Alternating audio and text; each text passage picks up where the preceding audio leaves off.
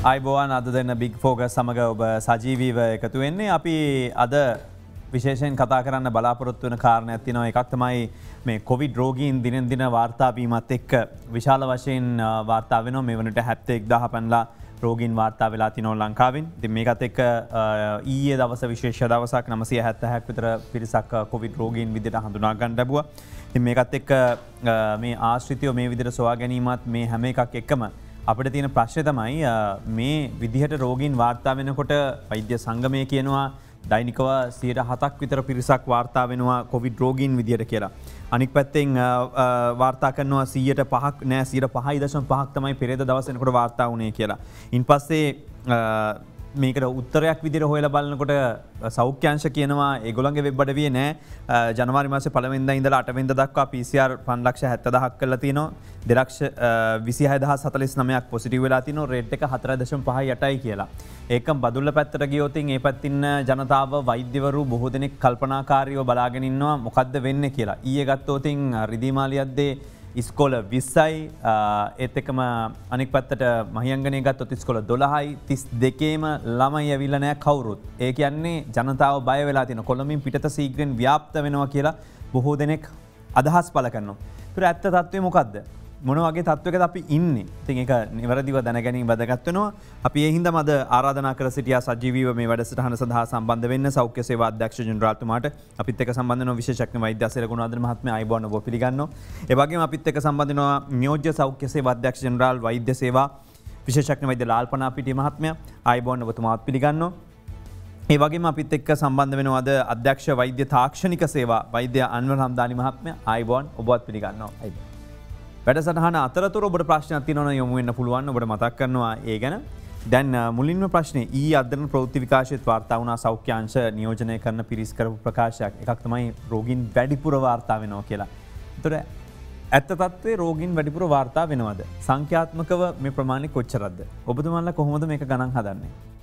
ඔව් අපි චතුර අමුතුවෙන් අපි ගණනීමක් කරන්නේ අපි රසායනගාර පරීක්ෂණ වලින් එන ප්‍රතිඵල අනුව තමයි රෝගීන් වාර්තා කරන්නේ. ඇතරම ඊයේ දිනේදී අපිට වුණේ අපි පහුගිය දවස් 4-5ක අපිට ඇත්තටම රසායනගාර වාර්තා ලබා දීමේදී ප්‍රමාදයක් සිද්ධ වුණා. අපේ PCR කට්ටල සහ අපේ ලැබ්ස් වල තිබිච්ච ප්‍රශ්න වගේකට. ඒ නිසා ඊයේ ඒ බෑක්ලොග් එක ඇත්තටම තිබිච්ච මේක අපි නිවැරදි කළා. ඊයේ ඉඳලා තමයි අපි වාර්තා ලබා දෙන්න පටන් ගත්තේ. ඒ කියන්නේ ආයි සරල කරගත්තොත් දෛනිකව වාර්තා වෙන පිරිස සාමාන්‍ය විදිහට වාර්තා කළා. නමුත් මේ හිර වෙලා තිබිච්ච ඒවා තමයි වාර්තා වුණේ. එතකොට දෛනිකව PCR කොච්චරක් විතර කරනවද සාමාන්‍යයෙන්? අපි සාමාන්‍යයෙන් දැනට ලංකාවේ අපේ තියෙනවා රසායනාගාර 32ක්, පෞද්ගලික රසායනාගාර 4කුත්, රජයේ රසායනාගාර 22කුත්, යුනිවර්සිටිස් 6කුත්. ඒකට ඒ ඔක්කොගෙම අපි සාමාන්‍යයෙන් දෛනිකව 15,000ක් 16,000ක් අතර ප්‍රමාණයක් වාර්තා කරනවා. ඊට අමතරව මේක 20,000ට කිට්ටුවට යන දවසුත් තියෙනවා. නමුත් අපේ දෛනිකව අපිට වාර්තා කරන්න ප්‍රමාණය තමයි සාමාන්‍යයෙන් 15,000ක් වන ප්‍රමාණය. එතකොට ඒ අනුව තමයි අපි මේ වාර්තා නිකුත් කරන්නේ. ඒකට පහුගිය දවස් ටිකේ ඇත්තටම අපේ මේක දකින්න ස්ටැටිස්ටික්ස් මේක අඩු වෙලා තිබ්බා 11,000 12,000ට මේ අතන අපේ PCR කට්ටලවල සහ රසායනාගාර කීපයක අපේ ඇතිවෙච්ච ප්‍රශ්න නිසා. මේ බැක්ලොග් එක තමයි අපි දැන් ඊයේ ඉඳලා අපි ක්ලියර් කරන්න පටන් ගත්තේ. එතකොට ඒ අනුව තමයි මේ වැඩිපුර ගාණක් ඇත්තටම පොසිටිව් වෙලා ආවේ ඊයේ. දැන් ඊයේ 900 ගාණක් පොසිටිව් වුණා. සමහරවිට අදත් අපිට මේ විදිහම ගාණක් එන්න පුළුවන්. අපිට තව දවස් දෙකකයි මේක සම්පූර්ණයෙන් බැක්ලොග් එක ක්ලියර් කරන්න. එතකොට වෛද්‍ය රසායනාගාර ශිල්පීන්ගේ මාධ්‍ය හමුවක් ඊයේ පැවැත්වලා තිබුණේ සංගමය සඳහන් කරලා තිබුණා අවශ්‍ය තරම් පහසුකම් ලබා දීම සිද්ධ වෙන්නේ නැහැ, අවශ්‍ය මේ කට්ටල ලබා දීම සිද්ධ වෙන්නේ නැහැ කියලා. මේකේ ප්‍රශ්නේ ඔබතුමාලට මේක ගෙන්වා ගැනීමේ ප්‍රශ්නයක් තියෙනවද? එහෙම නැත්නම් ඔබතුමාලා මිලදී අරගෙන නැද්ද? මොකද්ද හිර වෙච්ච හේතුව මොකද්ද? නෑ ඇත්තටම දැන් මේවා ඔක්කොම රසායනගාර කට්ටල අපි ටෙන්ඩර් පරිපාටියක් අනුව ගන්න. එතකොට අපි ටෙන්ඩර් එකට ගියාම අපි සමහරට කලින් පාවිච්චි කරපු රසායනික කට්ටල නෙමෙයි ඊළඟ මාසේ අපිට පාවිච්චි කරන්න සිද්ධ වෙන්නේ. එතකොට අපි මේක ගෙනල්ලා අපි ඒකේ තියෙන වැලිඩේට් කරන්න වැලිඩේට් කරලා සමහර වෙලාවට වැලිඩේට් කරලත් අපි මැසින් එකට දැම්මම සමහර වෙලාවට ඒක හරියට රිසල්ස් එන්න ඇති වෙලාවල් තියෙනවා. එතකොට අපිට එකම ටෙස්ට් එක සමහරලාවට දෙපාර තුන්පාර කරන්න වෙනවා මේ විශේෂඥ වෛද්‍යවරුන්ට. එතකොට තමයි මේ ඇත්තටම මේ ඩිලේ එක එන්නේ. ඉතින් අපි එහෙම ඩිලේ කියන්නේ අපි අවශ්‍ය ප්‍රමාණයට කට්ටල ලබා දීලා නැත්නම් කට්ටල ලබා දීලා තියෙනවා. නමුත් ඒවා ඉතින් අපිට එන කට්ටලේ හැමදාම එකම කට්ටලේ කියලා අපිට කියන්න පුළුවන් කම නැහැ එකම ජාතිය කියලා. ඒකට අපිට අවශ්‍ය වෙන තියෙන මැෂින් වලට අවශ්‍ය වෙන කට්ටලේ අපි ඒ ටෙන්ඩර් පටිපාටි අනුව අරගෙන ලබා දීලා තියෙනවා. අපි මේ දක්වා නම් අපි කිසිම ලැබ් එකක් එකම එක ලැබ් එක ඇතන මුල්ලේරියාව රෝහලේ ලැබ් එකේ විතරයි අපි රසායනාගාර කට්ටල නැති නිසා අපිට මේ ප්‍රශ්නයක් ඇති වෙනවා. මොකද ඒකට මේ මැෂින් එකට ඒ රසායනාගාර කට්ටලේ විතරමයි අපිට පාවිච්චි කරන්න පුළුවන්කම තිබ්බේ. අනිත් හැම ලැබ් එකේම අපි වෛද්‍ය සැපේ මාංශයෙන් ලබා දෙන කට්ටල පාවිච්චි කරන්න පුළුවන්. ලාල්පනම්ති මහත්මය දැන් මේකේ චෝදනා විදිහට එල්ල වෙච්ච දෙකක් තමයි. එකක් ඔබතුමාලට මේ PCR කිරීමට හැකියාව තියෙද්දි කරන්නේ විශේෂම ගුවන්තොටුපළේ ඉතාමත් හොඳම යන්ත්‍රය තියෙනවා මේකෙන් ප්‍රයෝජන ගන්න නැහැ කියන එක. ඒතකොට මේ යන්ත්‍රයෙන් බැයිද මේ හිරවෙන එක නැති කරන්න ඉතාමත් ඉක්මනට දෛනිකව විශාල PCR සංඛ්‍යාවක් කරන්න මේ කරලා මේ තියෙන හිරවෙන අවස්ථාවන් වලදී හෝ මේක පාවිච්චි කරන්න මේක නිකම්ම මුකුත් පාවිච්චි නොකර ඉන්නවට වඩා මොකද්ද ප්‍රශ්නේ එතන? නෑ ඇත්තටම දැන් අපි මේ දැනට මාසෙකට කලින් ඇතරම අපි මේ සංඛ්‍යාව 4000ක් වගේ පමණ සංඛ්‍යාවක් තමයි තිබුණේ. මේක දැන් අද 12000ක් 15000ක් අතර ප්‍රමාණයක් සංඛ්‍යාවකට වර්ධනය කරලා තියෙනවා. ඉතින් සමහර වෙලාවට මේක දිගට මේ යන්ත්‍ර ක්‍රියාත්මක කරනකොට ඒවේ අවශ්‍ය කරන සමහර වෙලාවට තාක්ෂණික දෝෂ වාර්තා වෙන අවස්ථාවල් තියෙනවා. එතකොට දැන් අර අපේ අධ්‍යක්ෂ ජනරාල්තුමා කිව්වා වගේ ඒ PCR කට්ටලවල යම් සැපීමේ සීමාවීමක් සමහර වෙලාවට අවශ්‍ය මේ සිදුවෙන්නත් පුළුවන්. ඒ වගේම තමයි දැන් මේ කරන කාර්ය මණ්ඩලයක් ඉන්නවනේ. මේ කාර්ය මණ්ඩලයේ පසුගිය දවස්වල ඇතරම මේ එන්නත් කරණය කරා. ඒ එන්නත ලබා ගැනීමෙන් පස්සේ සාමාන්‍ය උණ සහිත තත්ත්වයන් ඔවුන්ට මේගේ සාමාන්‍ය දෛනික කාර්යාවලියට මේ බාධාව පැමිණෙනවා. ඉතින් ඒ සිදුවීම් නිසා තමයි ඇත්තටම මේ යම්කි සීමාවල් වෙන්නේ. නමුත් ඒ සම්පූර්ණ සමස්තයක් විදිහට ගත්තොත් අපි මේ සංඛ්‍යාව ඇත්තටම ඉතාමත් වර්ධනය කරලා තිනවා. තව දුරටත් ඒක වර්ධනය කරගන්න. දෛනිකව PCR සඳහා යන වියදම කොච්චරද? දෛනිකව PCR මාසයකට සාමාන්‍යයෙන් 2 බිලියන් වගේ සංඛ්‍යාවක් යනවා. රුපියල් බිලියන 2ක විතර ප්‍රමාණයක්. මම අතට ඒකට දැන් පනාපිටිය ඩොක්ටර් පනාපිටිය කීපෙද තමන්ගේ යම් කිසි දෙයක් එකතු කරන්න ඕනේ. දැන් ඔබතුමා ඇහුවේ බණ්ඩාරනායක ජාත්‍යන්තර ගුවන්තොටුපළේ මේ රසායනාගාරය ඇයි පාවිච්චි කරන්නේ නැත්තේ කියලා. ඇත්තටම පාවිච්චි නොකරන ඕනේ. අපි පාවිච්චි කරනවා. එතන අපි අතරම ඕක මම හිතන්නේ අපි හැදුවේ මේ ගුවන්තොටුපළට එන අපේ රජයෙන් රැගෙන එන අපේ මහජනතාවගේ PCR පරීක්ෂණයේ එන්ට්‍රි PCR එක එතනින් කරලා ඒගොල්ලන් නිරෝධානයට අරගෙන යන්න. නමුත් පහුගිය කාලේ ඇත්තටම ඔය එතනදී පැය ගාණක් ගුවන්තොටුපළේදී රැඳී ඉන්න වෙනවයි කියලා මේ ගැන ගොඩාක් මැසිවිලි තිබුණා. ඊට පස්සේ අපි ඇත්තටම තීරණයක් ගත්තා කොවිඩ් බලකායේදී මේක අපි නිරෝධායන මධ්‍යස්ථානයට අරන් ගිහිල්ලා මේක කරනවායි කියලා. දැනට එහෙම තමයි වෙන්නේ. නමුත් ඇතරම මේ PCR ලැබ් එක අපි ඒ කියලා ඒකට සාම්පල් යැවීම නොකර හිටියේ නැහැ. ඒ කියන්නේ දැන් ඔය කටුනායක තියෙන අවට තියෙන ඔක්කොගේම සාම්පල් ටික ඒ ලැබ් එකෙන් තමයි කරේ. ඊළඟට මේ කටුනායක ලැබ් එකේ තව සිද්ධියක් ඇත්තටම සිද්ධ වුණා. ඒ ලැබ් එකේ අපි වැඩ කරන සේවකයෙක් පොසිටිව් වෙලා අපිට ඒකේ කාර්ය මණ්ඩලයේ 9 දෙනෙක් නිරෝධායනය කරන්න සිද්ධ වුණා. මේ මෑතකදී. ඉතින් ඒ නිසා ඒ වගේ පොඩි ඒ ගැටලුකාරී තත්ත්වයක් ආවා. නැතුව කටුනායක ලැබ් එක අපි කිසිසේත්ම පාවිච්චි නොකරන්නේ නැහැ. අපි ඒක උපරිම ධාරිතාවයෙන් පාවිච්චි කරනවා. මේ තාක්ෂණික සේවාංශය සම්බන්ධයෙන් කතා කරද්දී තමයි දීර්ඝ චෝදනා ගණනාවක් එල්ල වෙන්නේ අදාළ පරීක්ෂාවන් සිදු කිරීම. PCR එකේ සිට විවිධ අවස්ථාවන් වලදී ඒ යන්ත්‍ර සූත්‍ර යොදා නොගැනීම, ඒවගේම අදාළ තාක්ෂණය අපිට නැහැ කියන එක වගේම නව වෛරස් ප්‍රභේදය ඇවිල්ලා තියෙනවා අපිට පුළුවන්ද මේක පරීක්ෂා කරන්න ඊයේ වෛද්‍ය රජවෛද්‍ය නිලධාරීන්ගේ සංගමය මේ චෝදනාව එල්ල කරා. ඒ වගේම රසායනාගාර විද්‍යාඥයෝ නම් කිව්වේ මේක සම්බන්ධයෙන් පරීක්ෂා කරන්න අපිට හැකියාවක් ඇත්තේවත් නැහැ. අපිට ඒ සඳහා පහසුකම්වත් නැහැ කියලා. මීට සති 4කට ඉස්සෙල්ලා කරපු වාර්තා එක තමයි අපි තාමත් කතා කරන්න කියලා. ඇත්ත තත්ත්වය මොකද්ද වෛද්‍ය හම්දාන? මං හිතන්නේ ඒකට උන්නපූර්ණයක් එක්ක කතා කරන එක හොඳයි කියන එක. දැන් මේ නව ප්‍රභේදය ගැන අපි කතා කරද්දී නව ප්‍රභේදය එංගලන්තයෙන් අඳුරගන්නේ. ඉතින් අපි ඉස්රෝම එංගලන්තයෙන් දැන් සුමාන 3කට කලින් වෛද්‍යවරයෙක් ලංකාවට එනවා. ඒකෙදී අපි සැක කරනවා ඒ වෛද්‍යවරිය ඒ නව ප්‍රභේදයේ ආසාදිතයෙකු විය හැකියි කියලා. ඒක අපි පරීක්ෂාවට ලක් කරනවා. ඒ පරීක්ෂණයේදී හොයාගන්නවා ඒක එහෙම නෙවෙයි කියලා. අදාළ ලැබ් එකකින් පරීක්ෂා කරලා අපේ අනුමත ලැබ් එකකින් රජයේ ආයතනයකින් අපි හොයාගන්නවා ඒක එහෙම නෙවෙයි කියලා. ඒ කියන්නේ වෙන විදිහකින් තමයි ආවේ. නෑ නව ප්‍රභේදය නෙවෙයි කියන එක. ඔව්.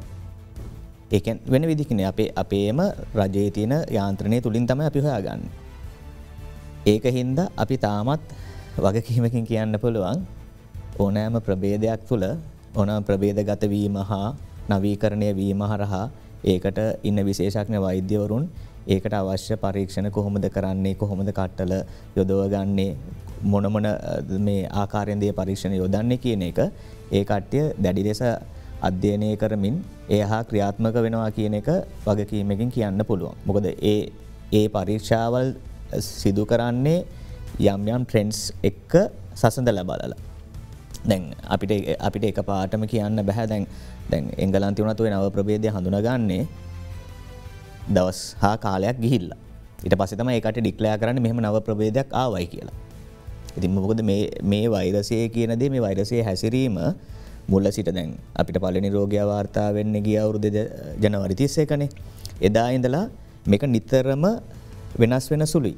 දැන් එක්තරා කාලයක් යනවා අපිට මෙහෙම කියන්නේ රෝගීන් වාර්තා වෙනවා අඩු වෙනවා ආය වැඩි වෙනවා ආය අඩු වෙනවා ඊට පස්සේ වැඩිවීමක් තුල කියනවා අපි නව ප්‍රභේදයක් විය හැකියි කියලා. ආය අපි කියනවානේ නව ප්‍රභේදයක් නෙවෙයි මිනිසුන්ගේ මේ තියෙන හැසිරීම් රටාව අනුව වෙනස් වුණායි කියලා. මේක තනියෙන් එක්තරා කාරණාවකට ලඝු කරලා අපිට කියන්න බෑ මේකෙන් මේක වෙනවා මේකෙන් මේක වෙනවායි කියලා. නමුත් මේක මේ කාරණාවල් ගොඩාක් එකතු වෙන දෙයක්. නමුත් ඒ කාරණාවල් එක්කම චතුරාහපු ඍජු ප්‍රශ්නයේදී මට කියන්න තියෙන්නේ ඒ නව ප්‍රභේදයන් හඳුනා ගැනීම සඳහා අවශ්‍ය කරන තාක්ෂණික කටයුතු ලංකාව තුළ තාමත් මෙහෙවගෙන යනවා ඒ අර හඳුනා ගැනීම සිදු වෙනවා. අධ්‍යක්ෂ ජනරාල්තුමා මේ විශේෂයෙන්ම සෞඛ්‍ය අමාත්‍යාංශයට චෝදනාවක් කියලා කරනවා විද්‍යාත්මක පදනමක ඉඳ මේ ජාන අනුක්‍රමික විශ්ලේෂණ යන්ත්‍රයක් අපිට නැති හින්දා මේක හඳුනා ගන්න විදිහක් නැහැ. මේ ඇවිල්ලා එක වෙලාවට එක ඒවා කියනවා. දැන් හදිස්සියවත් දකුණු අප්‍රිකාවේ තියෙනවා කියන මේ කාණ්ඩය අපිට හදිස්සියවත් ආවොත් අපි කොහොමද මුහුණ දෙන්නේ? ඔබතුමාලට කිසිම විද්‍යාත්මක පදනමක් නැතුව ලක්ෂණ බලලා මේක වෙන්නේ නැති මෙහෙම වෙන්නේ නැති කියලා අනුමාන කරලා තමයි මේ කියන්නේ කියන එක. ඒ කියන්නේ පරීක්ෂණ කරන්න පුළුවන් යන්ත්‍ර තියෙනවද? මොනවද ඒවා කොහෙද තියෙන්නේ? චතුර මේ ජීන් සීක්වන්සින් කරන්න අපිට රජයේ රෝහලක නැති වුණාට විශ්වවිද්‍යාලවල තියෙනවා. අපි අතර මේ විශ්වවිද්‍යාලයේ ඒ ප්‍රයෝජනය අරගෙන තමයි මේ දක්වා අපි ජීන් සීක්වන්සින් කරන්නේ. එතකොට අපි සියලු දෙනාම දන්නවා මේ UK ඉඳලා ආපු නව ප්‍රභේදය හම්බෙච්ච කෙනෙක් දෙන්නෙක් හිටියා. හරි. එතකොට ඒක අඳුරගත්තේ ඒ විදිහට. දැන් මේ අපිට එන සාම්පල්ස් වලින් අපි යම්කිසි ප්‍රමාණයක් අපි හැමදාම මේ ජීන් සීක්වන්සින් වලට යනවා. මේක ඇවිල්ලා මේ සෞඛ්‍ය අමාත්‍යාංශය තුලම මේක තියෙන්න ඕනේ නැහැ. එහෙම අවශ්‍ය නැහැ. අපි ඒකටත් දැන් ඇත්තටම ඒකටත් ඒ කියන්නේ ජීන් සීක්වන්සින් කරන්න අවශ්‍ය යන්ත්‍ර සූත්‍ර මිලදී ගැනීම සඳහා ඔක්කොම ටෙන්ඩර් පරිපාටිය ඒ සියලු දේම කරගෙන යනවා. නමුත් ඒකට යම්කිසි කාලයක් ගත වෙයි. නමුත් දැන් තියෙන අපිට ඒ යුනිවර්සිටි එකෙන් අපිට ලබා දෙන සහයෝගය ඇත්තටම අපිට මේ දැනට ප්‍රමාණවත්. ඉතින් අපි මේ කරන සාම්පල් වල අපි මේවා යවනවා ජීන් සීක්වන්සින් කරන්න. ඒ අනුව තමයි අපි ඇත්තටම ඒ යුනිවර්සිටි එකෙන් කරපු එකෙන් තමයි අපි අඳුරගත්තේ ලංකාවේ මේ ඇතුළත දැන් පැතිරෙන ප්‍රභේදය මේ අපිට ලංකාවටම විශේෂිත ප්‍රභේදයක්. එතකොට ඒක සීක්වන්සින් කරේ මේක. ඉතින් ඒ වගේම තමයි අපි අර කලින් ආපු UK ස්ට්‍රේන් එකේ අපි දෙන්නේ අඳුරගත්තා. ඊට අමතරව දැන් දකුණු අප්‍රිකාවේ ස්ට්‍රේන් එකක් තියෙනවා. අපි හැමදාම දැන් ආවොත් අපි ඒක සැක කටයුතු මොන හරි තියෙනවා නම් අපි අනිවාර්යෙන් අපි ඒක කරනවා අනිතක අපි ඩේලි සාම්පල්ස් යවලා ඒක කරගෙන යනවා. එතකොට දැන් මුල් අධීරයේදී පළමු කොවිඩ් වාර්තාව වන අවස්ථාවේදී තිබිච්ච ප්‍රශ්නය තමයි වේලාසනවා දාලා පුද්ගලයා හඳුනාගත්තන් පස්සේ පුද්ගලයාගේ ආශ්‍රිතයෝ හොයාගන්නවා බුද්ධ්‍යාංශ ඒත් එක්කම වසංගත වේදාංශය මේ කටයුතු කරනවා. ගෙදරට යනකොට මහජන සෞඛ්‍ය පරීක්ෂකතුමා ගිහිල්ලා නිරෝධායන වෙන නිවසක කියලා ලබනවා. ඊට පස්සේ නිවසේ පිරිස නිරෝධායනයට ලක් කරනවා මේ ක්‍රමවේදය. හැබැයි දැන් තියෙන තත්ත්වයේ අදාළ රෝගියා ගෙනියන්න දවසක් දෙකක් නෙමෙයි දවස් 4 ගිය අවස්ථා තියෙනවා කියලා සඳහන් වෙනවා. ඒකට තාමත් ආශ්‍රිතයෝ සොයා යනවද, හඹා යනවද? ඒ වැඩ කටයුතු ඒ විදිහටද වෙන්නේ නැත්නම් වෙන විදිහකටද දැන් වෙන්නේ? නෑ ඒ ක්‍රමවේදය ඇත්තටම චතුර ඒ විදිහටම වෙනවා. හැබැයි එකම දේ දැන් ඔබ කිව්වා වගේ සමහර අවස්ථාවල මේ දවස් දෙකක් තුනක් ඉන් වෙච්ච වෙලාවල් තියෙනවා. ඇත්තටම අපේ ඒ කියන්නේ ප්‍රායෝගික ගැටලු නිසා කියන්නේ අපි ට්‍රාන්ස්පෝර්ට් අරේන්ජ් කිරීමේ තිබිච්ච ගැටලු. ඇත්තටම දැන් වැඩිපුර වාර්තා වෙන හින්දා අමාරුයි. වාර්තා වෙනවත් එකම චතුර වැඩේ තියෙන්නේ දැන් අපි මේ මිනිස්සු අතර මේ ගෙවල් වලින් අරගෙන අපි එක ස්ථානයක එකතු කරලා ඊට පස්සේ යුද හමුදාවෙන් දෙන වාහන වලින් තමයි අපි මේවා කරන්නේ. ඉස්සර ඇත්තටම මුලදී පළවෙනි වේව් එකේදී ඇදෙනවා අපිට රිපෝට් උනේ 2යි 3 දෙනයි නැත්නම් 20යි 30යි. මේක කරන්න ලේසි පහසුයි. පහසුයි. නමුත් මේක දැන් අමාරුයි. නමුත් අමාරු වුණත් අපි ඇත්තටම දැන් මේ රට විවෘත කරගෙන කරන්නේ. දැන් අපි ගිය පාර කරේ රට ලොක්ඩවුන් කරගෙන. එතකොට වෙන කවුරුත් පාරවල් වල නැහැ, කවුරුත් නැහැ, සෞඛ්‍ය යන්ත්‍රයි අත්‍යවශ්‍ය සේවායි විතරයි මිනිස්සු ගැවසෙන්නේ නැහැ. එතකොට මේක කන්ට්‍රෝල් කරන එක හරි ලේසි. නමුත් දැන් අපි මේ සම්පූර්ණයෙන් රට විවෘත කරගෙන හැම දෙයක්ම විවෘත කරලා සාමාන්‍ය මහජනතාවගේ එදිනෙදා දෛනික කටයුතු සියලු දේ කරගෙන යන ගමන් තමයි මේක කරන්න අපි ඉඩ දීලා තියෙන්නේ. ඉතින් ඇත්තටම මේ වෙලාවේ මම මහජනතාවට කියන්න ඕන දෙයක් තමයි දැන් අපි හැමදේම අපි කරන්න ඉඩ දීලා තියෙනවා. අපි ඉස්කෝල බස්නාහිර පළාත ඉස්කෝල විතරයි තාම අපි විවෘත කරලා නැත්තේ. ඒකත් විවෘත කරනවා කියලා ඒක තාම අපි තීරණයක් ඇතරම දීලා නැහැ. ඒකට ඇමතුමා කිව්වා විවෘත කරනවා කියලා. ඒක අධ්‍යාපන අමාත්‍යාංශයේ තීරණයක් ඒක අධ්‍යාපන අමාත්‍යාංශයට වඩා ඉහළින් සෞඛ්‍ය සේවා දක්ෂ ජනරාල්තුමා ඉන්නේ. ඔබතුමාලගේ තීරණය අනුව තමයි ඒ ක්‍රියාත්මක විය යුත්තේ. අපෙන් තාම තීරණය අපි විවෘත කරන්න දැන් බස්නාහිර පළාත අධ්‍යාපනය කියන්නේ පාසල් විවෘත කරන්න අපි තීරණය දීලා නැහැ අපි තාම. එතකොට ඊළඟ අනිත් ඒ හැර අනිත් සියලුම දේවල් සිනමා ශාලා එතකොට උත්සව ඒ හැම දෙයකටම අපි පුළුවන් තරම් ලිහිල් මේ නීති යටතේ වැඩ කටයුතු කරන්න දීලා තියෙනවා. හැබැයි ඒ ඔක්කොම දීලා තියෙන්නේ අපේ මේ රටේ ආර්ථිකය දුවන්න ඕනේ, මිනිසුන්ගේ එදිනෙදා වැඩ කටයුතු ටික කරගන්න ඕනේ, එදිනෙදා හම්බ කරගන්න ඕනේ කියන පරමාර්ථය ඇතිව දැඩි සෞඛ්‍ය කොන්දේසි අනුව වැඩ කරන්න. නමුත් අපි දකින දෙයක් තමයි ඇත්තටම දැන් මිනිසුන්ගෙන් මේ රෝගයට කියන්නේ මාස්ක් එක පළඳින එක මීටරයක් දුර ඉඳලා වැඩ කරගන්න එක අවම වශයෙන් අත පිරිසිදු කරගන්න එක ඊළඟට වැඩිපුර ඔය මගුල් ගෙවල් මරණ ගෙවල් උත්සව වලට සහභාගී වීමේ වැළකී ඉන්න එක ඊළඟට සංචරණය අපි හැමෝම දන්න වීකෙන්ඩ් එකක් වුණාම ඔක්කොම ටික කොළඹින් පිට යනවා ඔක්කොම වාහන ටික එළියේ හරි මෙහෙම ගිහිල්ලා තමයි අද ඇත්තටම දැන් ඔබතුමා මේක පටන් ගන්නකොට කිව්වා අර පූර්විකාව මේ ඈතට ගිහිල්ලා තියෙන්නේ. මොකද අපි ඇත්තටම සංචරණ සීමා පනවලා නැහැ. ඉතින් ඒ නිසා මහජනතාව මේක තේරුම් අරගෙන ඇත්තටම මේක සෞඛ්‍ය අංශයට සහ මේ ත්‍රිවිධ හමුදාවට මේ සහයෝගය ලබා දිය යුතුයි. නමුත් මහජනතාවට එහෙම හිතා ගන්න පුළුවන් දැන් ගොඩක් වෙලා ජනතාව හිතුවේ දැන් ඉන්දියාවෙන් ආවා වැක්සින් එක ආවා දැන් චීනෙන් ඉතුරු ටික එනවා තව දවස් 18කින් විතර එන්නත් ලක්ෂ 16ක් විතර අපිට එනවා කියලා වෙලා සඳහන් තියෙනවා. ඉතින් මේක වැක්සින් එකෙන් කරන්න පුළුවන් නේ ඔබතුමාලා කියන විදිහට විශාල ප්‍රිවිසක් මේ එන්නත් කරලා යොමු කරන්න යනවනේ. එන්නත් කරන එක වෙනම කතාවක්. නමුත් එන්නත ගැහුවත් අපි මේ සෞඛ්‍ය පුරුදු ඒ විදිහටම පිළිපදින්න ඕනේ. එන්නතෙන් අපි කියන්නේ මේක 100%ක් වෙන කෙනෙකුට බෝ වෙන එක නතර වෙනවා කියලා අපි කොහොමවත් කියලා නැහැ. ඉතින් අපි එන්නත දැන් තනටත් ලෝකේ හැම රටකම ගොඩක් රටවල විදිනවා. අපි තාමත් ඒ එන්නත පිළිබඳව තියෙන්නේ ඊටමත්ම මේ කියන්නේ දැන් අපි තාම විදගෙන යනවා. එතකොට මේ පිළිබඳව තාම පරීක්ෂණ පැවැත්වෙමිනුත් යනවා. ඒ නිසා එන්නත් කරණය කරත් අපි කියන්නේ මේ සෞඛ්‍ය පුරුදු ඒ ලෙසම විද කරන්න කියන එක. එන්නත විද්ද ගමන් මේ ඔක්කොම ටික අතහැරලා දාලා මේ සම්පූර්ණ නිදහසේ ඉන්න පුළුවන් කමක් නැහැ. හරි. නමුත් එන්නතෙන් අපි ඇත්තටම තමන ආරක්ෂා වෙන එක තමයි අපි කරන්නේ. ඉතින් ඒ නිසා මම ඇත්තටම මහජනතාවෙන් ඉල්ලන්නේ මේ සෞඛ්‍ය පුරුදු ටික පිළිපැද්දොත් අපිට මීට වැඩි ඉතාමත්ම හොඳ තත්ත්වයකට මේ පාලනය ගේන්න පුළුවන්. නියෝජ්‍ය සෞඛ්‍ය සේවා අධ්‍යක්ෂ ජනරාල්තුමා දැන් කොච්චරක් අපි වියදම් කරනවද මේ අපි ඔබතුමා සඳහන් කරා PCR සඳහා යන වියදම. අනික් පැත්තට දෛනිකව මේ මධ්‍යස්ථාන කොච්චර පිරිසක් රඳවගෙන ඉන්නවද ඒ අය මොනවගේ තැන්වලද රඳවගෙන ඉන්නේ ඉස්සර වගේම පිසිරකින් පොසිටිව් නයන් පස්සේ නිවස් නිරෝධානයට ලක්වෙන් අවස්ථාවක් නැද්ද ඒ අයට ඒ වගේ දෙයක් දෙනවන කොයි කාලෙදේද මම ප්‍රශ්න එක දිගට ගලපලා අහන්නේ මොකද උත්තර ගොඩක් ගන්න බලාපොරොත්තු වෙන්නේ. ඔබ කලින් සඳහන් කරා ඇත්තටම සෞඛ්‍ය අමාත්‍යාංශයේ මේ නිරෝධායන කටයුතු ඒ වගේම මේ නිවාරණ කටයුතු නැවතිලාද කියලා. ඇත්තටම නැහැ. සෞඛ්‍ය අමාත්‍යාංශය කියන්නේ එක පද්ධතියක් වුණාට ඒකේ විවිධ අංශ තියෙනවා.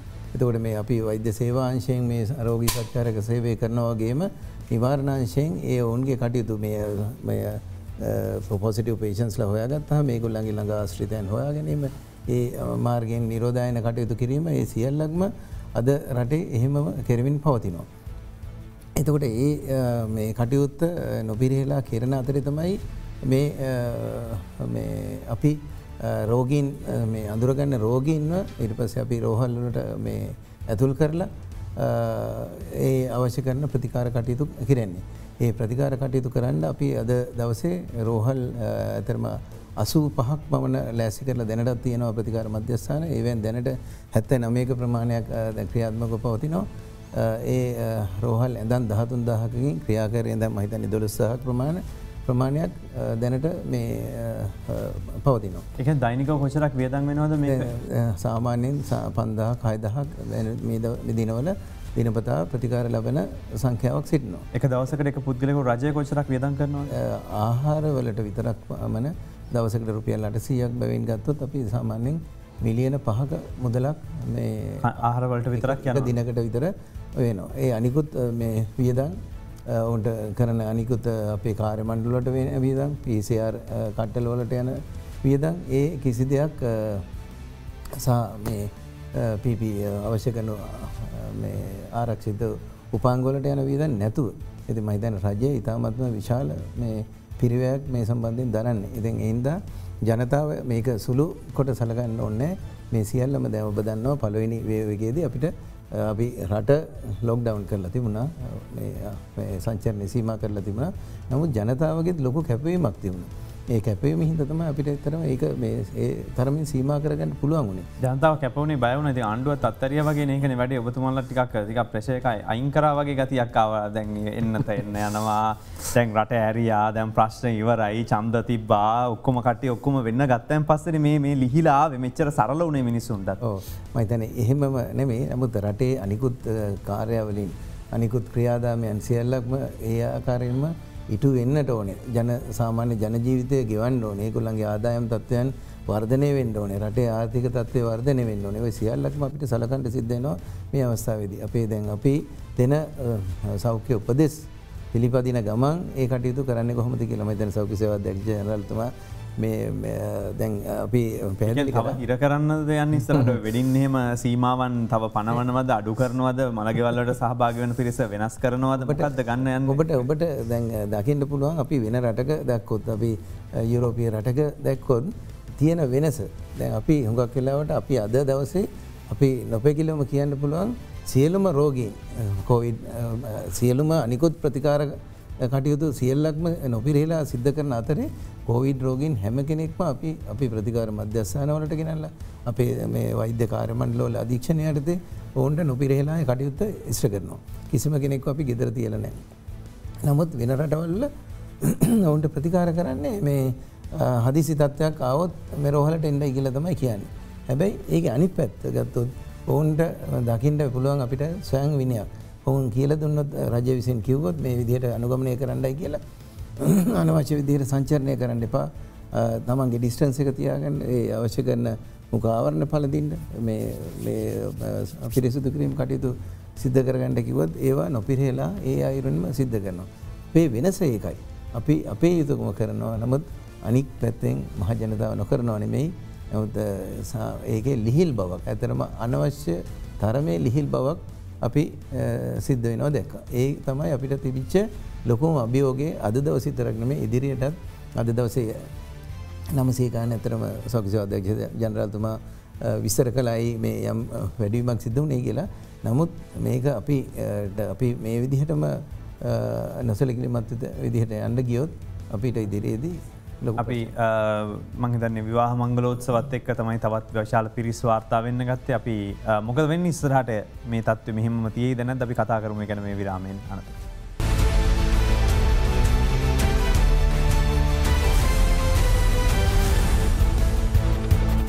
යළිත බාද දෙරන බික් ෆෝකස් සමඟ ඇතරම මොනවද කොවිඩ් එක්ක මේ සිද්ධ වෙන්නේ ඊයේ විශාල පිරිසක් වාර්තා වුණා මේ වාර්තාවීමත් එක්ක කොවිඩ් සීක්‍රයෙන් රටපුරා ව්‍යාප්ත වෙනවා කියන කතාව තමයි අපි ඔබට මේවනට ඉදිරිපත් කළ තියන තොරතුරු ඒ වගේම තදාසන් ප්‍රදේශාශ්‍රිතව තමයි පහුගේ කාලේ දිගටම මේ රෝගය තිබුණේ දැන් ගොඩක් වෙලාට ඔබතුමල්ල මුලින්ම සඳහන් කරපු දෙයක්තම හම්දරමත්ම මේ හැමන් ඩාන්සක කරනවා කියලවල ටක් ගල වාර්තාවනට හොයා යන වෙන් කරනවා ය හුද කලා කරලා යට ප්‍රතිමික් කරනවා කියලා. දැන් නමුත් කොළඹ සහ මේ ගම්පහ වාර්තාවෙච්ච ප්‍රමාණය වැඩිවීමත් එක්ක මේක කරන්න පුළුවන් වුණාද. සංඛ්‍යාත්මකව සීග්‍රේන් විශාල පිටිසක් වාර්තාවීම මේක පාලනය කරන්න පුළුවන් තත්ත්වද මේ වගේ තදහසන්න නගරවල. මතන බොම කාලෝෂිත ප්‍රශ්නයක් චතුර ඇත්තර මැහුවේ මතන මේ දවසල ඒ කතිකාව දිගටම කරනවා. ඇතර පෞගේ දවස්සල අපේ වාර්තාවල වාර්තාවීමේ වේගේ හා ප්‍රවණතාවේ වැඩි වුණානේ අපි 600 ඉඳලා එක පාට 800 900 දක්වා යනවාද. ඒ වැඩිවීම එහෙම තියෙද්දිත් අපි ඒ සියලුම රෝගීන්ට රෝහල් ඇඳවල් ප්‍රතිකාර මධ්‍යස්ථානවල රෝහල් ඇඳවල් ගිලන් ඇඳවල් සූදානම් කරලා තියෙනවා. නමුත් මේක මේ ගිලන් ඇඳක් තිබ්බ පළියට රෝගියෙක් පොසිටිව් වෙච්ච පළියට රෝගියා එතනට ඇවෙන්නේ නැත. මේක දීර්ඝ ක්‍රියාදාමයක්. අපි හිතමු උදාහරණයක් ඇට ගමු. දැන් කොළඹින් අපිට වාර්තා වෙනවා ලෙඩ්ඩු 500ක් කියලා. අපි උදාහරණයක් කියන්නේ. ඒතර වාර්තා වුණාන් පස්සේ අපිට එපිඩීමියොලොජි යුනිට් එකෙන් දැනුම් දෙනවා. කොළඹින් 500ක් වාර්තා වෙනවා කියලා. ඒතර ප්‍රාදේශීය එපිඩීමියොලොජිස්ට් ඉන්නවනේ රීජනල් එපිඩීමියොලොජිස්ට්. එයා අපිට කියනවා මෙන්න ස්ත්‍රීන් මෙච්චර ඉන්නවා පුරුෂයන් මෙච්චර ඉන්නවා. මොකද අපේ රෝහල් මධ්‍යස්ථාන තියෙන්නේ මට මේකෙන් පෙන්වන්න පුළුවන් මම හිතන්නේ ඔය 79 සමීප දසුනක් දුන්න කියෝ. ඔබතුමාට අතර පැහැදිලි එතොට ඒ 79 තියෙද්දී ඒ 79 සමහර මධ්‍යස්ථානවලට අපේ පිරිමි රෝගීන් විතරයි අපිට ගන්න පුළුවන්. සමහර මධ්‍යස්ථානවලට අපිට ගන්න පුළුවන් කාන්තාවන් පමණයි. සමහර මධ්‍යස්ථාන තියෙනවා කාන්තාවන් හා පිරිමින් දෙගොල්ලොම තියෙන පෞල් වශයෙන් තියාගෙන යන්න පුළුවන් මධ්‍යස්ථාන අපි හදලා තියෙනවා. එතකොට මේකෙදී එතකොට අපිට එහෙම වර්ගීකරණයක් දුන්නාන් පස්සේ අපි කරන්නේ ඒ වර්ගීකරණය අනුව රෝගීන් යොමු කරනවා. ඊපස්සේ රෝගීන් යොමු කරාන් පස්සේ ඒ රෝගීන් මොබිලයිස් කරවන්න. ඒ කියන්නේ රෝගීන් නිවසින් අරන් මධ්‍යස්ථාන කරා යොමු කරවන්න අපි ප්‍රවාහනයත් අපිමයි සලසන්නේ. සෞඛ්‍ය අමාත්‍යාංශයේ විසින්. ඒ ප්‍රාදේශීය ලෙස ඒ දේවල් ක්‍රියාත්මක කරගෙන යනවා. එතකොට අපි හිතමු දැන් එකම ප්‍රදේශයකින් අපි ගත්තොත් එහෙම 200ක් විතර ඉන්නවයි කියන්නේ ඒක පහසුවේ එකතු කරගන්න. පොඩි වපසරියක් තුල. සමහර වෙලාවට තනින් තන ගොඩාක් සෙනග ඉද්දී අපි මේ මිනිසුන් ගිහිල්ලා එකතු කරගෙන එක තැනකට රැස් කරවලා ඒ තැනින් බස් එකකට නංගගෙන අදාළ ප්‍රතිකාර මධ්‍යස්ථාන කරා යනවා. ඉතින් මේ එකතු කිරීමේදී පොඩි අපහසුතාවල් පොඩි පරක්කු වීම මේ දේවල් ප්‍රායෝගිකව තියෙනවා. ඒක නැහැ නෙවෙයි තියෙනවා. ඉතින් ඒක හින්දා අපිට ඒක මේ ජෙනරලයිස් කරලා කියන්න බැරි වෙනවා. අපි මේක තාම කරන්නේ නැහැ කියලා. කියන්නේ අඳුරගත්ත ගමන් ගෙනියන්නේ නැහැ කියන එක. ඒක නෙවෙයි මේ තියෙන ඩිඩේස් එක තමයි ඔය කතන්දරේ එන්නේ. නමුත් ඇත්තට තාමත්ම අපි පටන් ගත්ත දවසේ ඉඳලම රෝගියෙක් වාර්තා වෙනවා, අඳුර ගන්නවා, ඒ රෝගියාව මොබිලයිස් කරන්න ක්‍රමවේදයක් හදනවා, ඒ අනුව මොබිලයිස් කරනවා. ඒතර ඊළඟ එන ගැටලුව තමයි දැන් මේකෙදී අපිට වාර්තා වෙනවා සංකූලතා තියෙන කට්ටියක්. ඒ සංකූලතා තියෙන කට්ටිය අපි වෙනම යොමු වෙනවා ඒ කට්ටියට. අපිටම අවුරුදු 75ක 100 කෙනෙක් වාර්තා වෙනවා. එයාට දියවැඩියාව තියෙනවා, ප්‍රෙෂර් තියෙනවා, එයාට වෙනකුත් සංකූලතා තියෙනවා. ඒතර ඒ වගේ කෙනෙක් අපි අතරමැදි මධ්‍යස්ථානයකට යවන්නේ නැහැ. ඇත්තටම අපි මධ්‍යස්ථාන කැටගරයිස් කරලා තියෙනවා අංශ 3කට. මධ්‍යස්ථාන 9ක් තියෙනවා. අපිට දැරිසත්කාරක ඒකක ඇඳවල් වල සපෝට් එකත් එක්ක තියෙන මධ්‍යස්ථාන 9ක්. ඊට පස්සේ මධ්‍යස්ථාන අපිට 42ක් තියෙනවා. දෙවෙනි පෙළේ මධ්‍යස්ථාන කියලා අපි ගණන් ගන්න ඒවා. ඊට පස්සේ අතරමැදි සේවා මධ්‍යස්ථාන කියලා අපි ට්‍රේනින් ස්කූල්ස් කලින් යුද හමුදාවෙතින් ක්වොරන්ටයින් පර්පස් වලට පාවිච්චි කරපු ට්‍රේනින් ස්කූල්ස් අපි අරන් ඒවා අතරමැදි ප්‍රතිකාර මධ්‍යස්ථාන හැටියට කන්වර්ට් කරපු ඒවා තියෙනවා.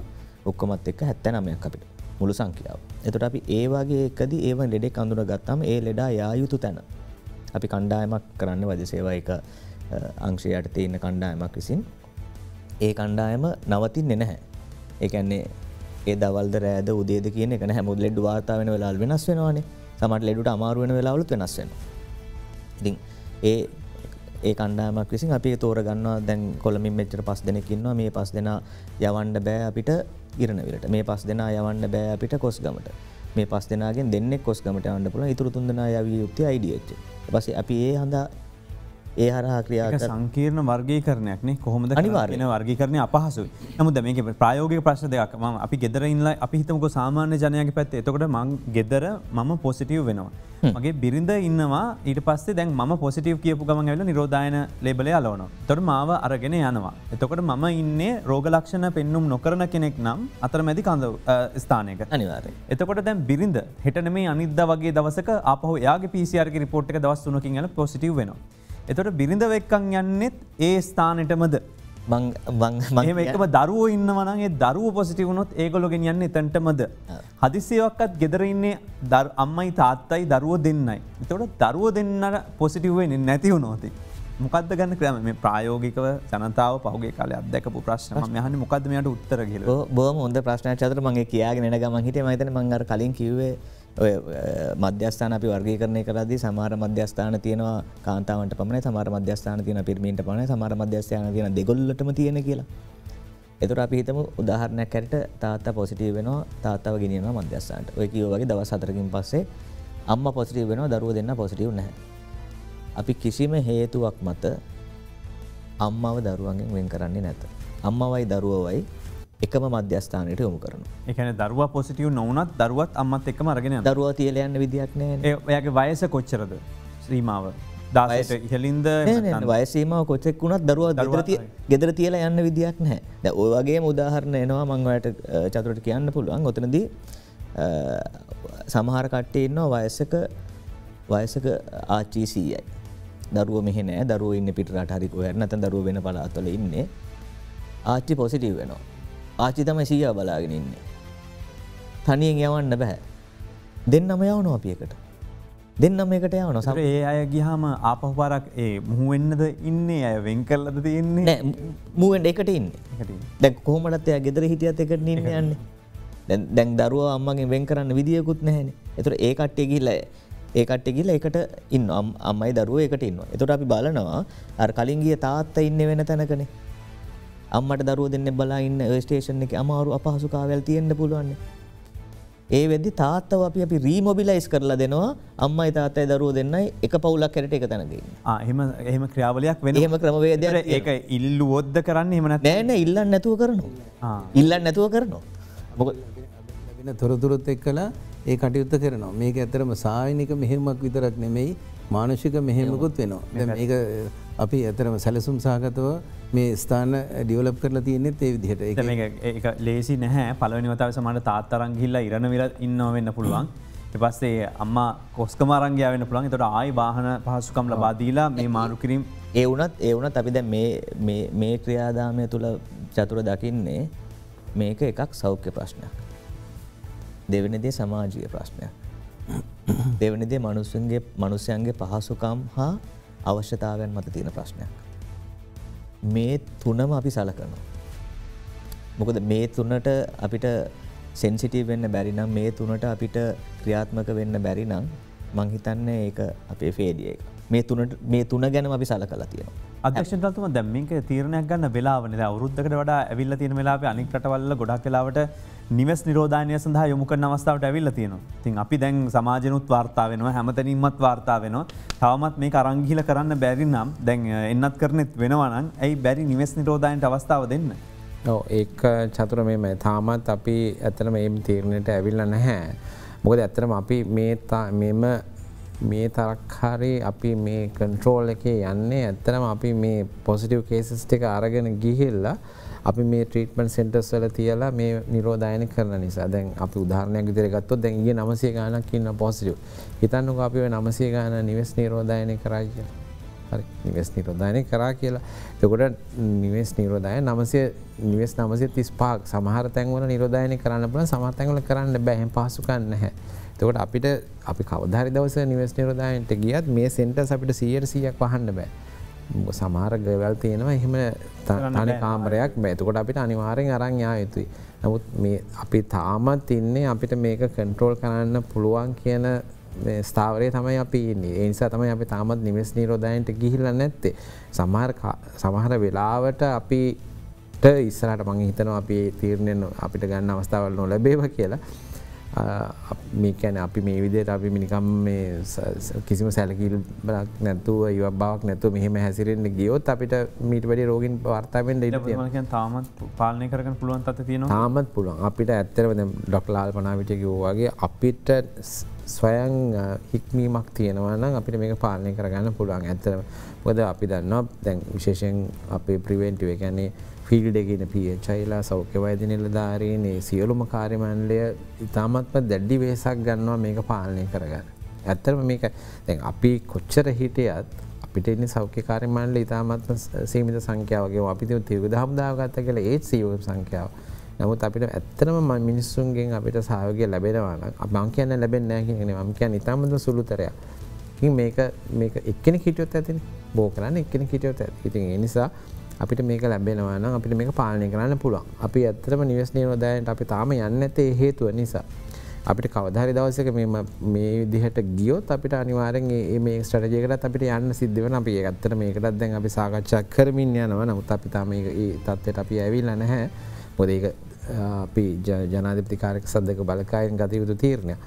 ඒ නිසා අපි තාමත් තියෙන්නේ මේ විදියට අරගෙන ගිහිල්ලා ට්‍රීට් කරන මේක මත මේ මං හිතන්නේ චතුර ලෝකේ එකම රට මේ විදිහට ගෙවල් වල ඉන්න මිනිස්සු අරගෙන ගිහිල්ලා කන්න බොන්න දීලා ට්‍රීට්. ඒ වගේ අඩුපාඩුකම් ඇති. මම දකිනවා අපි සමහරට මාධ්‍යෙන් අපිට පෙන්නනවා අතන අඩුපාඩු තියෙනවා මෙතන අඩුපාඩු තියෙනවා නැත්තේ නෑ. අපි කියන්නේ 100% සර්ව සම්පූර්ණ තැන් කියලා මේවා. මොකද එකක් තමයි අපි දැන් මේක මාර්තු මාසේ අප්‍රේල් මාසේ ඉඳලා මේක දිගටම අපි කරගෙන එනවා. එතකොට තමාන වෙලාවට මේ ට්‍රීට්මන්ට් සෙන්ටර්ස් වලට ඇත්තටම අඩුපාඩු තියෙනවා. සමහරවිට වැසිකලි පහසුකම් වල ඒ වගේ අඩුපාඩු තියෙනවා. නමුත් මේවා රිපෙයාර් කරන්නවත් අපිට මේවා වහන්න එපා. වහලා රිපෙයාර් මොකද නැත්තම් කොන්ට්‍රැක්ටර් කෙනෙක්වත් මේවා රිපෙයාර් කරන්න යන්නේ නැහැ. මොකද මේ පොසිටිව් රෝගීන් ඉන්නේ. බයයි කවුරුත් යන්නේ නැහැ. ඒ නිසා අපිට එහෙම අවස්ථාව ඇත්තටම හුඟක් අඩුයි. ඒ නිසා මේ වගේ අඩුපාඩු නැත්තේ නෑ. මම කියන්නේ අඩුපාඩු නැහැ. නමුත් මේ කරන සේවය මම හිතනවා අපි සියලුම මහජනතාව මේක තේරුම් ගත යුතුයි. අපි යලිත් විරාමයකට ගිහිල්ලා ඉන්නම්. මේ අද දරන බිග් ෆෝකස්.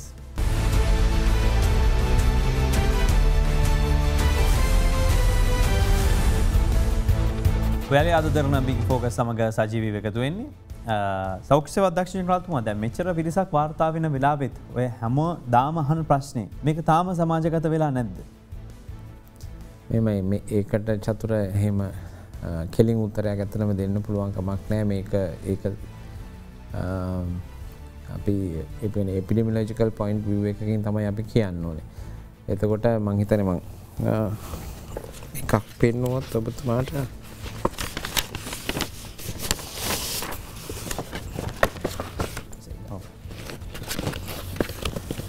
මේක තමයි මේ අපේ PCR කරන ප්‍රමාණයයි පොසිටිව් රේට් එකයි ගත්තොත් මම හිතන්නේ ඔව් සමීප දශමයක් දෙන්න. ඒක මම ඔබතුමාට පැහැදිලි කරන්න පුළුවන්. ඔව් දැන් මේකේ ඔබතුමාට පේනවා ඇති දැන් මේ PCR කරන ප්‍රමාණය අපි ඇත්තට වැඩි කරලා තියෙනවා. ලොකු ප්‍රමාණයකින් වැඩි කරලා තියෙනවා. නමුත් අපේ පොසිටිව් රේට් එක තාමත් ඒ ගානම තමයි තියෙන්නේ. එතකොට දැන් එපිඩෙමියොලොජි පොයින්ට් ඔෆ් view ඒගොල්ලන් කියන්නේ මේක කියන්නේ සමාජගත වීමක් වෙලා තියෙනවා නම් අර PCR කරන ප්‍රමාණෙත් එක්ක එන්න පොසිටිව් රේට් එක වැඩි වෙනවා. මේක තිබ්බේ 3.8 3.9 ඒ වගේ තිබ්බේ. දැන් හැබැයි 4.5 විතර ගිහින් තියෙනවා ඇවරේජ් එක මේ අවුරුද්දේ පළවෙනිදා ඉඳලා පෙරේදට ගන්න හදනකොට. ඔව්. ඉතින් යම් කිසි ආකාරයක දශමික ඕනේ මේක වැඩිවීමක් තියෙනවා. නමුත් තාම ඒගොල්ලන් ඒ කියන්නේ වසංගත රෝග විද්‍යානුකූල ඒගොල්ලන් කියන්නේ තාම සමාජගත වීමක් කියන තත්ත්වයට අපිට නිර්වචනය කරන්න බෑ කියන එක. ඉතින් ඒක තමයි මම කිව්ව මට ඒකට ඩිරෙක්ට් උත්තරයක් තාම දෙන්න පුළුවන්. දැන් නමුත් ප්‍රශ්නේ තියෙන්නේ මේකයි. දැන් අපි එක වෙලාවට එක කතා අහන්නේ. අපි වෛද්‍ය නිලධාරීන්ගේ සංගමයේ මාධ්‍ය හමුවක් තිබ්බොත් දවස ගාන කියන්නේ එක කතාවක්. එතකොට මහජන සෞඛ්‍ය පරීක්ෂකවරු කියන්නේ තව කතාවක්. ඊට පස්සේ ප්‍රාදේශීය වශයෙන් ගත්තම දැන් කෑගල්ලේ ප්‍රශ්නයක් එනකොට කෑගල්ලේ ප්‍රධාන සෞඛ්‍ය වෛද්‍ය නිලධාරී හරි කවුරු හරි ඇවිල්ලා මාධ්‍ය හමුවක් තියලා එතුමා වෙන කතාවක් කියනවා. තොද ඊයේ ගත්තොත් ඊයේ බදුල්ලේ ඒ සෞඛ්‍ය නිලධාරීන් වෙන කතාවක් කිව්වා. එතකොට මාධ්‍ය අපි මේක වාර්තා කරනවා. හැබැයි දැන් එතකොට කවුරු කියන එකද ඇත්ත?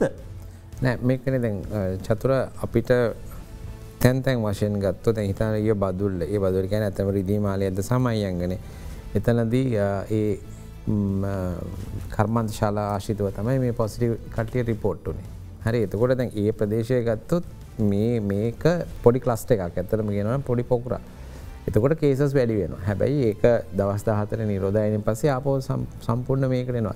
එතකොට අපි ගන්න ඕනේ සාමාන්‍යයෙන් ඒ කියන්නේ සාමාන්‍ය ඇවරේජ් එකක් ගත්තොත් ඒ ඇවරේජ් එක දිනෙන් දින වැඩි වෙනවා නම් අන්න හරිය අපිට ඒක කියන්න පුළුවන්.